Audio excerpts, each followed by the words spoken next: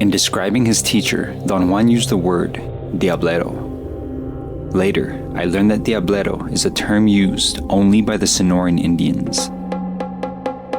It refers to an evil person who practices black sorcery and is capable of transforming himself into an animal. A bird, a dog, a coyote, or any other creature.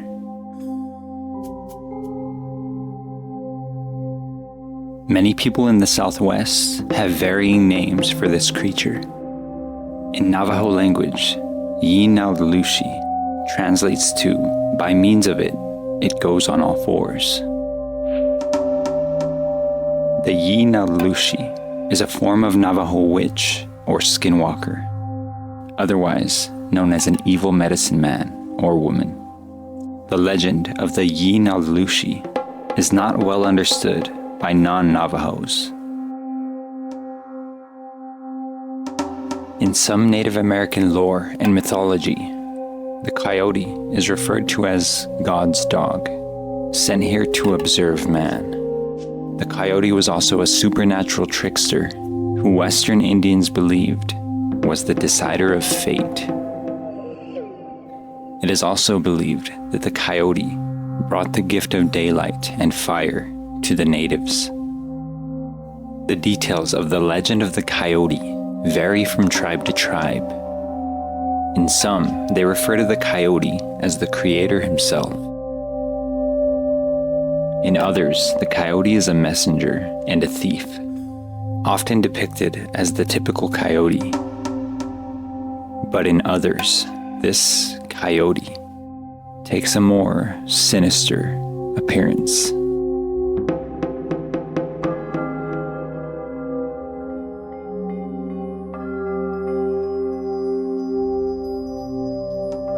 Since creating this series, I've had a few people reach out, either claiming that they're from the same area or somewhere else in New Mexico, saying that they too have either had or heard of similar encounters with such a being.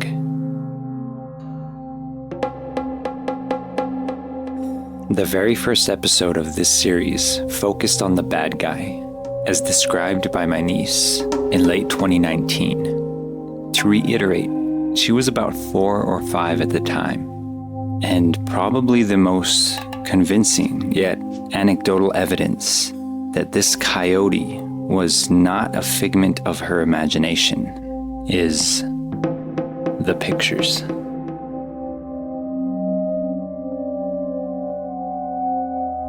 The clip you're about to see was a small video that we made asking Evie some questions. Looking back on this today, I would have avoided doing so, considering she's just a child and could not consent to being questioned in this way. However, there's one thing she said in this clip that is very important. I saw a bad guy. Where? At my mid at a window. At the window? And then what does the bad guy do? He turned my pictures off. Huh? He read my pictures off. Oh, he tore your pictures off?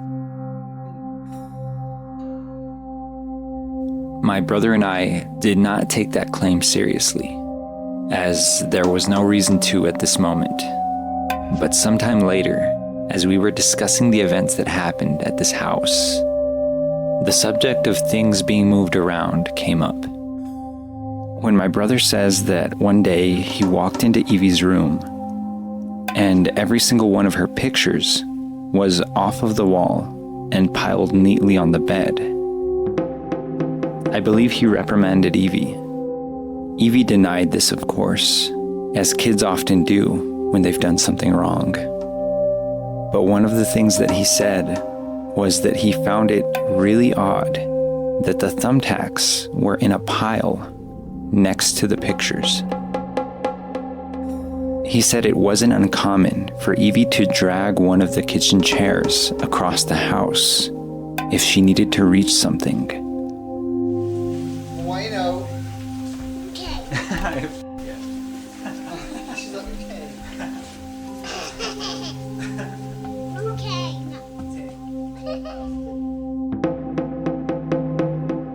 But this day, there were no chairs in her room. As he stood there, staring at the pile of thumbtacks, he imagined for a moment Evie standing on a chair, reaching for the pictures, which were, according to him, pretty high on the wall. As he thought of this, he couldn't conceptualize Evie doing anything but snagging the bottom of the picture to get it off, and the thumbtacks would have remained pinned to the sheetrock. Meanwhile, this thought rested in the back of his head, but he never really thought too much about it. It was at this moment, during our conversation, where I paused him and reminded him what Evie had said in that clip.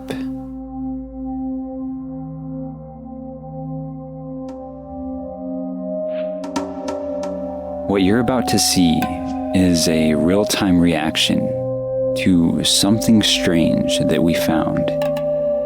I remember this day, my brother barged in the room and told me to grab my camera. Is now on. So look, set that symbol in the wall. Oh my god, what the hell, dude? Salt on it? Yeah, look. What the hell? It's Dude. like embossed into the wall. What the It's a circle with a star and two moons. What's that mean? You're a witch? I know, right? Well, it typically is a pentagram, but Right. Dude. Right, it's kind of weird. And it's like embossed into the wall. And it's painted over. Maybe we can review video before and see if it was there before. Right? I wonder if we can see what, like, Google what it means, you know? Now I'm gonna be looking all over this house for Right? For symbols and shit. yeah, I just saw it.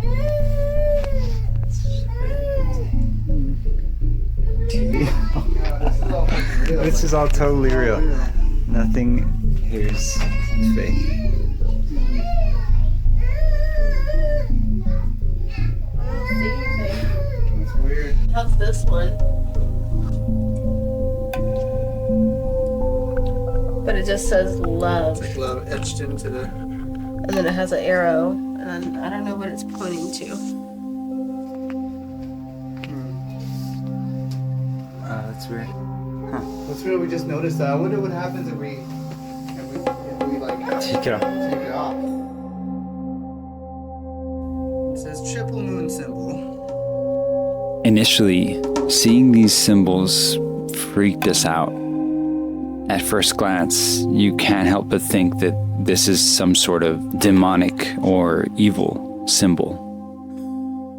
However, contrary to our assumption, this symbol is not demonic at all. In fact, it's a protection symbol, referred to as the triple goddess, represented by 3 moons: a waxing moon, a full moon, and a waning moon. The waxing crescent intended to symbolize the 3 phases of womanhood. But this symbol isn't your typical triple goddess. According to my research, the pentagram in the center may add another layer of symbolic meaning, blending the concepts of the triple goddess with those represented by the pentagram. The pentagram, traditionally, is a 5-pointed star with various interpretations. In many pagan and Wiccan traditions, it is a symbol of the 5 elements: earth, air, fire, water, and spirit, and it's often associated with sacred and mystical protection.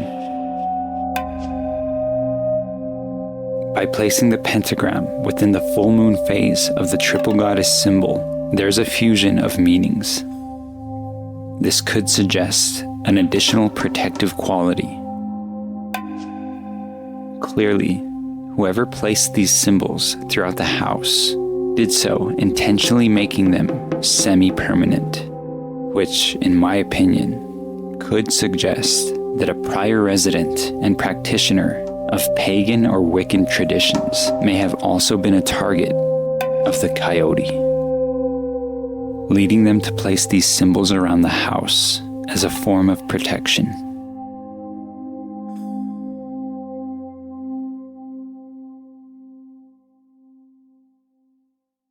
It's been about 3 years since they lived at this house, and even longer since I've been there. When asked about this house, the kids do still recall all of the chilling details. Even more frightening, when asked about the old house, my niece Evie, who was significantly older than she was at the time, adds a detail that she could never quite articulate when she was younger. Do you remember the Padilla place? The old house? Remember it. Oh, I only remember a lot. Okay. Well, do you remember that I was trying to get you in trouble because all the pictures were torn off the wall? Yeah, because the coyote. What do you remember about scary stuff that happened there? You know that a wolf came into my room? Talked to me every day? He only stood on 2 feet.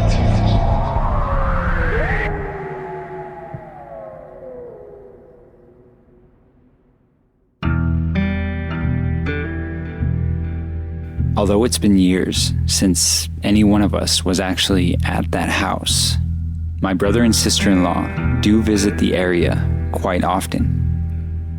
And one night, quite recently, they were staying at a relative's house close by when Briana was awoken by one of their youngest, who had yet to be born during the time of the events we've discussed, screaming and crying. When she rushed toward him to see what was wrong, what he said gave her the chills. "Mommy, there was a wolf. A bad wolf."